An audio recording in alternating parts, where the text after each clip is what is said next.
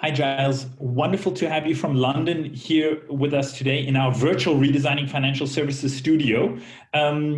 We're here to ask you a couple of questions about how you see this COVID-19 pandemic unfolding, its impact on the economy, its impact on the financial markets, and also how it could reconfigure the way we create value in society. Let's get right to the first question, Giles. First of all, thank you for being again here today. The first question is on the impending recession. I think it's all but unavoidable right now, with the IMF even coming out today saying that we have a danger of this impending recession being worse than the one of the financial crisis in 2008. What is your view? How severe do you think it will be? I mean, clearly, Robert, it's a very, very deep recession. People are talking about a decline in US GDP of 25% or more in a single quarter, with also big declines in Europe, and we've already seen it in China, of course. So a deep recession. In my view, though, very different in nature from what we saw in the global financial crisis. I think there'll be quite a rapid regaining of some of that lost output when people get back to work as the virus fades. But I don't think we'll get back to where we were straight away. I think that will be a bit of a haul, perhaps to make up the last, whatever it may be, 5, 7, 8, 9% of output could easily take a couple of years. Very good. What about the sort of policy response? We've seen a really urgent, necessarily urgent policy response, both fiscal policy response and monetary policy response, in multiple OECD and emerging markets, for that matter. Do you think it will be enough to make for a V-shaped recovery? Look, I think the monetary policy response, which has taken many forms, that's been utterly vital, not really to cause a recovery, but to make sure the financial markets work properly. They had horrendous dislocations before that. And also just to make sure the credit system does not implode. And I think they almost enough have been done. There may have to be a little bit more. And of course, the scale is, in respect of some, for example, what the Fed has announced, is actually unlimited. So that keeps the mechanics working, let's put it that way.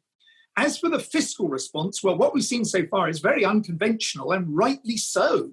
A lot of it is about just getting money into people's pockets because, of course, they just lost their income. So it is like a kind of temporary universal basic income across much of Europe and in a more restricted form in the United States.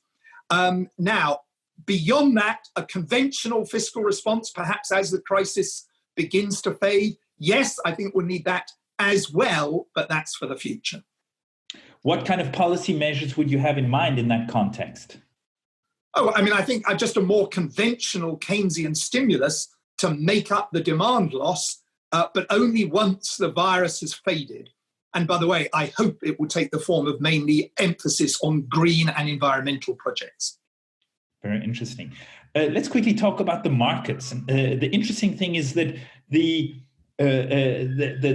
trajectory into bear market territory has been more violent or faster than ever before, taking just 16 trading days to hit bear market territory.